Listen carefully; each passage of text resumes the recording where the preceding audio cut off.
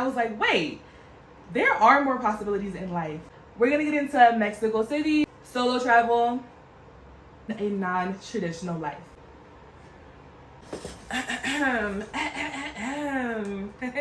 As the video title says, I went to Mexico by myself for 3 weeks. Why did I do that? Because I wanted to. But so it all really goes to me wanting to live a non-traditional life. Now, what do I consider a traditional life? I simply think that is a life in which you work until you start working when you're able to work because you need money. You probably were not born into it. I know I was not. So you work from a very young age until your retirement age, and then in your retirement, you get to enjoy life. But also, it's a little bit more in-depth than that. I think it's also people working jobs that they just are miserable at. But they don't do anything about it. They just stay miserable because I guess we do need money. I don't guess this. I know we need money. But I just know I can't be miserable. Like, life is way too precious for that. It's not guaranteed. I can't be miserable. And I say this as someone who has been miserable. So the background story is really that I was working at my first big girl job, my career job. And I was working in person, which I quickly, maybe not realized, but I quickly was like, I want to work remote. I do work in marketing. I don't need to be in person. Most of my work is just through email, social media, Teams, websites. Why am I in person? I knew from my specific job that I had, I was in person getting content. But if we're being real, a social media manager and a content creator are two different jobs. So we can just start there. But there's no point of even going deeper into it. That's just like where I was. For the longest time ever, I knew I wanted to travel the world, just experience, just live. I always said in high school I was going to take a gap year after high school and just travel and fund my life in any way possible. But I knew I didn't want to like go back to school right away. I, of course, went back to school. I eventually ended up becoming miserable at that job. That's a whole nother story. And I was like, I need to leave. So I started applying to remote jobs seriously in September 2022. From September 2022 to January 2023, I was applying nonstop. Like, it was clockwork. It was actually my second job. My second job was applying to jobs to escape the current job I had. I was applying to remote jobs. I actually started getting interviews too, but I was not landing any remote jobs. Aside from needing income, I wanted a remote job because I wanted to not be restricted to one location. I already knew I did not want to be in Philly because I've been in Philly for like damn near all my life. I wanted to experience more. I wanted to explore. I wanted to live, truly live, while still getting money, because that's the thing that holds us back, money. But at the same time, while applying to remote jobs and just knowing that I saw myself having a different future, I would be on TikTok a lot, and I make content as a foodie, a Philly foodie, but I never really was putting out my travel and experiential content because I was just so focused on getting my Philly food content out. But I loved watching travel bloggers, especially the ones who like don't just show you their trip, but the ones who tell you like their crazy stories. Oh, I love that. Like, I don't know if you guys watch Kaylin on TikTok, but she has my heart. Like, I know she's not living a perfect life, but she's truly living a life. And a lot of people cannot say that. But watching people like that really just be like, yeah, I bought a one-way ticket here. I mean, those people obviously have remote jobs or support from their family or something. But seeing stuff like that, I was like, wait, there are more possibilities in life. At the same time that I was seeing this content that showed me that there was more possibilities in life, I was also seeing a lot of Mexico content, specifically Mexico City, which we're gonna get into, honey. So we're gonna get into Mexico City, so CDMX, Ciudad de Mexico, whatever you prefer. Solo travel. doing it scared. Or as someone who is my mutual on Instagram once told me, do it fierce. We're gonna get into that. And then even some other specifics that I personally am really dedicated to, such as budget travel and a non-traditional life, as I first brought up.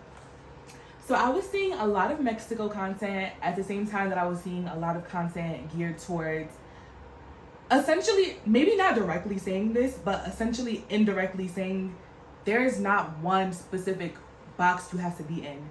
Like, you can buy a one-way ticket somewhere and go. I mean, you need to have a plan in place. And when I say a plan, I honestly really mean you need to have money.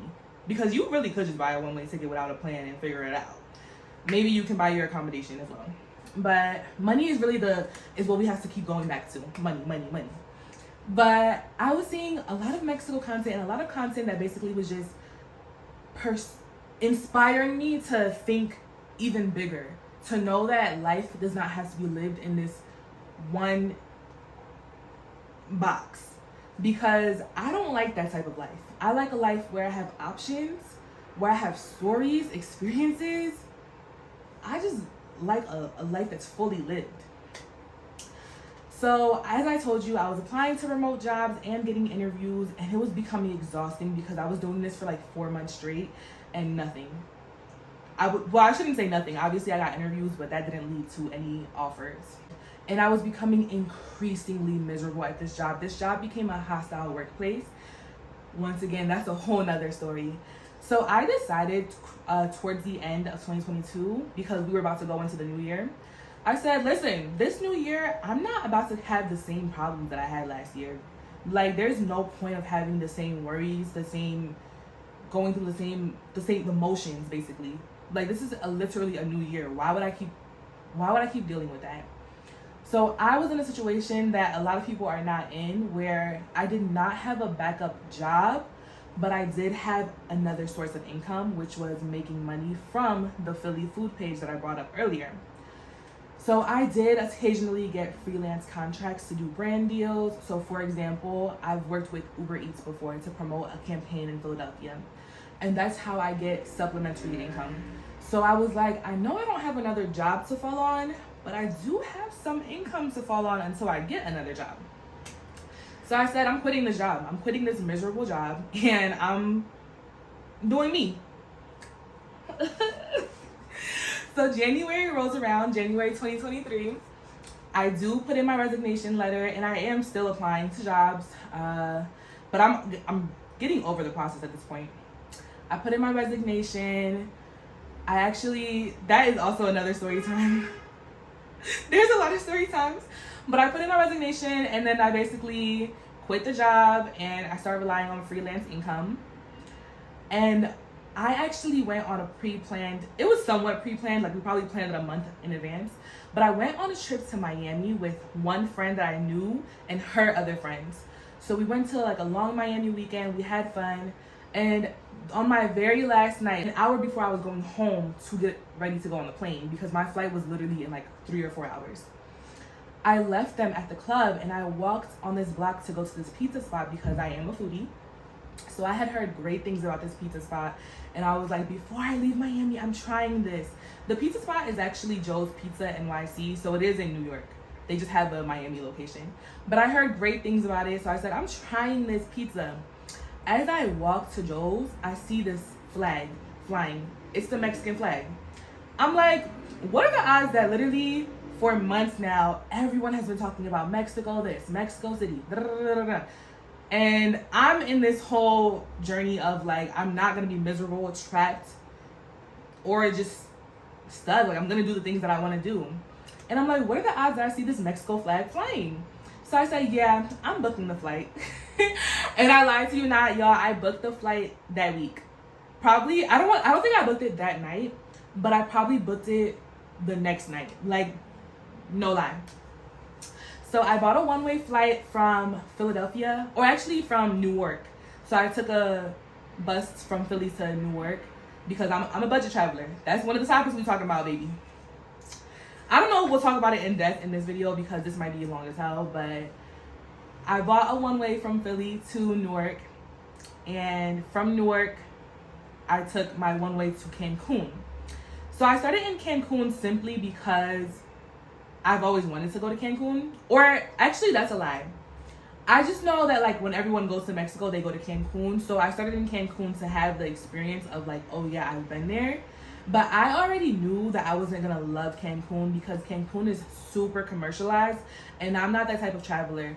I do not care to like go to like all of these American friendly establishments. Like, I very much want the real deal. So even though I was going to Cancun, I said this is still gonna be a budget trip. And how I did it is I booked 4 nights in Cancun. The first 2 nights I booked at an Airbnb in a pretty local neighborhood. And then the next 2 nights I booked at a hostel in downtown Cancun. And I did it like that because I knew I wanted to settle in while I first arrived. And then I knew after I had settled in, I would want to meet people. And that's pretty much exactly what happened. At the local local Airbnb, I was scared. I'm not gonna lie to you guys. I was scared, y'all. What we doing? I was doing it scared.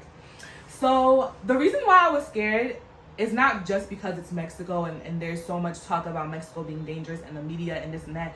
The reason why I actually was scared is because once I got dropped off to the Airbnb, right outside, it was a bunch of men doing construction, and I was like, oh, baby.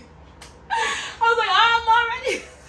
I was like, I'm really in here for real. Like, I don't know. That just like scared. Well, I feel like if you're a woman, I don't need to explain to you why that scared me. Like, that just scared me. Not me being a solo woman traveler, and as soon as I get dropped off to my destination, my house where they clearly see me walking in alone, they're outside doing construction. I did not like that. So that was probably the first scary moment that happened at that local Airbnb. The next scary moment that happened is that I knew I needed something to eat. Like, I needed water or like a quick something because I arrived at like 6 in the afternoon. At the time, the sun was going down like at 7 p.m., 8 p.m. So I finally mustered up the courage to run to the store really quick at nighttime. And Cancun doesn't have street lights, at least not in a local neighborhood. So I ran to an OXXO to get some quick things, and I was just scared. Like, I was like, where are the street lights? I'm like, I don't know the area. This is my first international trip by myself. At the time, it was actually, I think Mexico was my 4th country.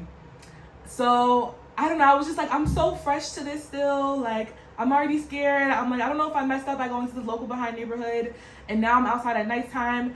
It was to the point where when I came back from the OXXO, I even had another moment that scared me there. But I was just in my head a lot is what I'm getting at. But when I came back from the OXXO, I was like trying to run to the Airbnb, and I dropped my wallet, my passport, everything. And I'm like, bro, I need to calm down. So I always laugh at that experience because I'm like, I feel definitely way more traveled now, but I just laugh at that because I'm like, yeah, typical. Doing it scared. But so I stayed in the local Airbnb for the 2 nights that I booked it. I actually really liked that Airbnb. I think the neighborhood was super local, and that's what I normally go for. But being that inexperienced, I did not need that. Fast forward to me going to the hostel, still in Cancun. I immediately got to the hostel. It was my first like official experience because I have experienced a hostel before in New York, surprisingly. And once again, you already know what I'm gonna say. That's another story time. But that was my first real hostel experience, international. It's a true like travelers are coming here type hostel. I immediately walked in and I met my roommate, who was also named Danielle, she's Colombian, so her name was Daniela.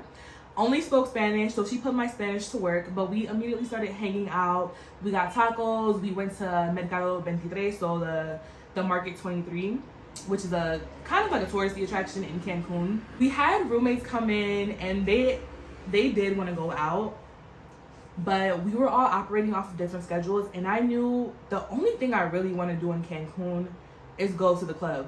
So I said, you guys aren't ready, I'm going. So I went to the club by myself, guys. And when I first went, there was literally like no one there.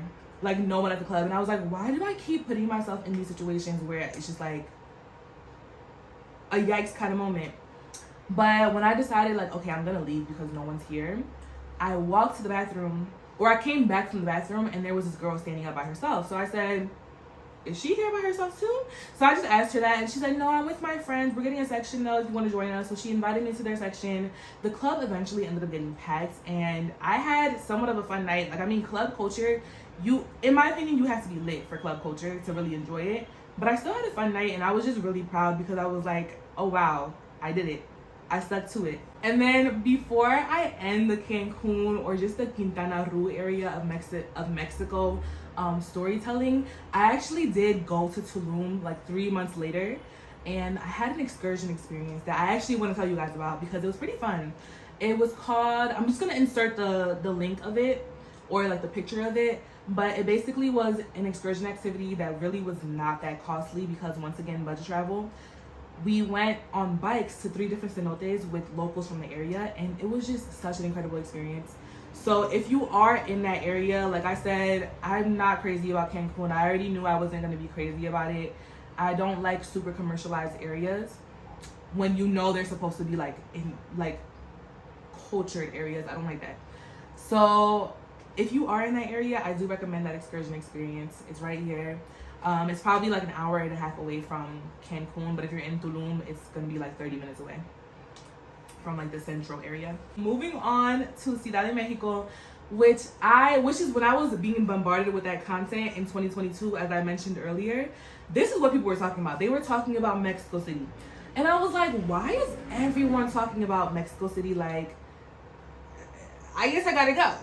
So I, once again, how I felt that I wasn't gonna love Cancun because I knew it was commercialized, I felt that I was going to love Mexico City because it just seemed like my vibe, like super digestible. Yes, there is commercialization, but it's not crazy and weird. Like, there's literally a part of Cancun that you go to on the hotel strip that gives like you've been like put into like another type of like atmosphere. It's weird. It's too done up.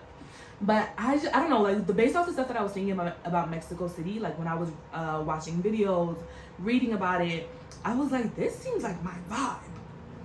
So when I got to Mexico City, I actually stayed in a neighborhood called Coyoacan. I think I'm missing an accent somewhere. Don't beat me up. I'm pretty good at Spanish, but these accents be throwing me off. But I stayed in Coyoacan, which is such a historic neighborhood. Like, I think it's fair to say historic neighborhood. That's where Frida Kahlo used to live or grew up. So there actually is the Frida Kahlo Museum there as well. There's another famous museum, but Coyoacan is like such an artsy area, but it's out the way. When people are going to Mexico City, especially like people from the States, and they're spicing it up, like they're talking so highly of it, they're talking about Condesa, they're talking about Roma Norte. So those are like the super touristy, like, just fair warning areas. But being in Coyoacan was hella beautiful and super peaceful, but I was like, I want to be mixy. So I stayed in Coyoacan for about a week, and I said, yeah, I want a different vibe. I want to be mixy. I'm trying to be where everybody else is.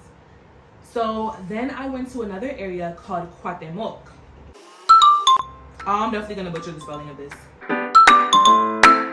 which is literally, it's quite close to Roma Norte and not too far from Condesa.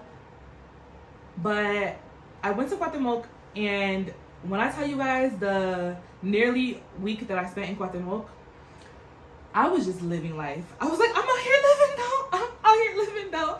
So I had so much more confidence because in Cancun, as I told you guys, I went to the club by myself. What I did not mention to you guys earlier is that I have already done solo activities. My first real solo trip was Chicago, but I've been solo to New York a bunch of times, but I'm from Philly, so it's not that weird. I go on solo dates. So by the time that I was in the hostel in Cancun and I decided that I was gonna go to the club, it's not like I was scared to do something by myself. It's more so that I had previously told myself that I probably would do anything alone besides go to a club or a party. But when I was in Mexico City, there was a big party happening called Diaspora, or in English, Diaspora. It's a super popular party. And I said, well, I already went to the club by myself in Cancun. I'm going to this party alone. So I went to Diaspora. I knew that this party starts at like 9 and doesn't really end till like 5 a.m. So I was like, okay, I'm gonna get there at like 12.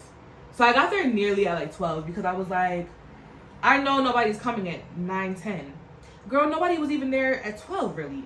People started coming around like 1, 2. But so I went there, it was chill vibes. The DJs had great sets. I was just like vibing to the sets. But I started having fun, like probably an hour in. Met some people,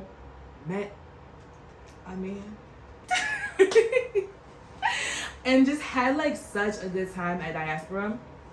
So that's something I always recommend to people if you are going to Mexico City, especially if you are within the diaspora. So if you are Mexican, Afro-Mexican, if you're Black, if you're an expat, if you are African, go to this party. You're gonna enjoy it so much. If you're Caribbean, go. So I always tell people that about diaspora. I loved it. And then while in Mexico City, I also did the infamous Xochimilco, the boat ride in literally the area called Xochimilco, which I wish I had more time to explore because it looked so beautiful. I went to this, once again, Airbnb experience, and I went solo, of course. Immediately met another solo traveler. We hit it off. He had the exact same vibe as, well, not same, but he had like a very similar vibe to me of just like, I'm doing whatever. Like, life is short, I'm doing whatever. So I said, you're toxic, I like that. We proceeded to hang out throughout the trip, maybe like 2 more times. But it was so fun. But I say this to say that this whole like solo travel, doing it scared, there's a reason why I'm such an advocate for it, is because one, you're never really alone. You can choose to be alone if you want to. It's beauty. There's beauty in being alone, but you're never really alone. And 2, I just feel like such great things happen, even if it's just personal development and growth, when you decide I'm gonna do it scared. So aside from Diaspora, aside from Xochimilco, I went to Grutas Tolantango in Hidalgo, Mexico as well, which is like the hot springs. I have a YouTube shorts on that. Please go check it out. I also hung out with a local. That was fun.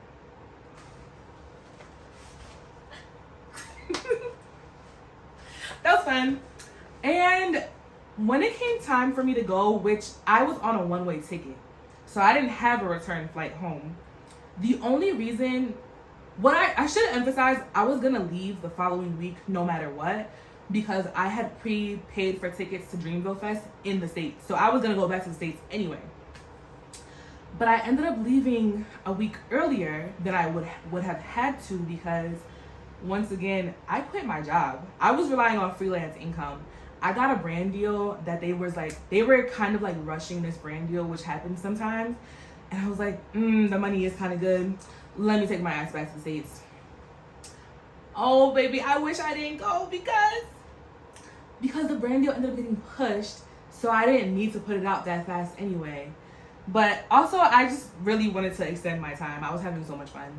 But I guess all good things must come to an end. Why I bring up solo travel, Mexico City has my heart. Doing it scared, budget travel. It's because I want you guys to know there is more to life. It's called a non-traditional life. And that's really just what I feel like my presence on this earth is going to be about. Because people talk about breaking out of this matrix, right? And I've never actually watched the movie, but to me, what being within the matrix is simply being stuck. Do I think working a 9-to-5 job in the office is inherently stuck? I don't think that. Because some people love their jobs, and I think that's such a flex to love what you do. That is such a flex.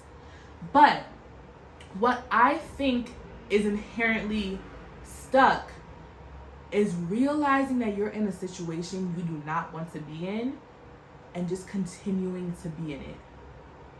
Now, it is a privilege to be able to be like, I'm not doing this, right?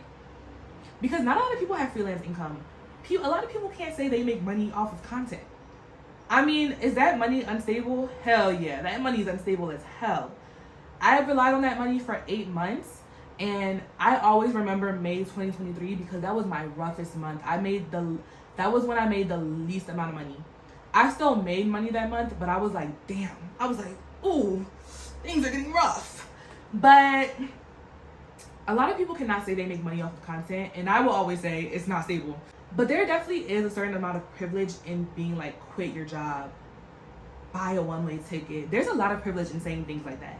But I do not believe that being stuck or in the matrix is something people have to do. I know some people have kids, some people have rent and mortgages, because I don't have a rent or mortgage.